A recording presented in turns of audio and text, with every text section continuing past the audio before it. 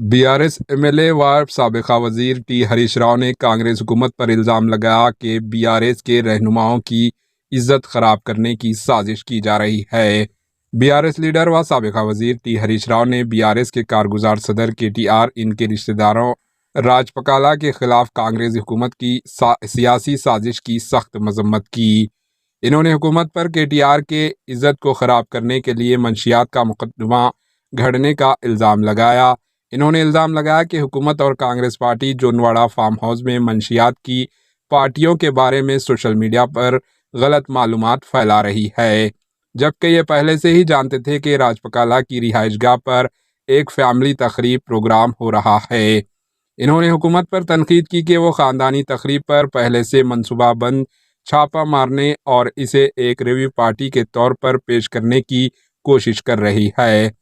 इन्होंने ख़ानदानी इज्तिमात को, जिसमें बुज़ुर्ग अफराद, बच्चे और जोड़े शामिल थे, मंशियात की पार्टी के तौर पर पेश करने की कोशिश की मजम्मत की और इस झूठे दावे की मजम्मत की। केटीआर और इनकी अहलिया ने तकरीब में शिरकत की, जबकि हकीकत में इन्होंने केटीआर ने शिरकत नहीं की थी।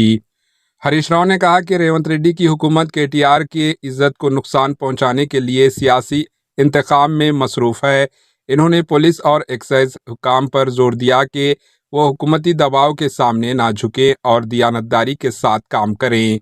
हरीश राव ने ऐसे रवैये के खिलाफ इंतबाह दिया जो हुक्मरानी के निज़ाम पर अवाम के एतमाद को नुकसान पहुंचा सकता है। Bureau report, HN news. ఎక్కడ ఇక 5 కంటే ఎక్కువ జమ కావద్దు అంటే పటాకుల దుకాణంలో కూడా 40-50 మంది ఉంటారు, బట్టల దుకాణంలో పోతే 40-50 మంది ఉంటారు, పెళ్లిళ్ళలో బారాతులు నడుస్తాయి. హైదరాబాద్లో మార్వాడీస్ కానీ, సింధీస్ కానీ, గుజరాతీస్ కానీ చాలా మంది కూడా బ్రహ్మాండంగా బారాతులు తీస్తారు. అంటే ఇక పెళ్లి చేసుకోవద్దు, బట్టలు కొనుక్కోవద్దు, పండుగ షాపింగ్ చేయొద్దు, ఫంక్షన్లు చేసుకోవద్దు. ఇదేమి రాజ్యం అని నాకైతే అర్థమవుతలేదు. రజాకర్ల రాజ్యం లెక్కనే ఉన్నది ఇది. ఒక పిచ్చి నిర్ణయాలు, అవగాహన రహిత్యంతో తీసుకుంటున్న నిర్ణయాలు. ఈ ప్రభుత్వం అసలు ప్రజల్ని చూసి ఎందుకు భయపడుతుందో నాకు అర్థమవుతలేదు. ప్రజల కంటే గంత భయమా మీకు?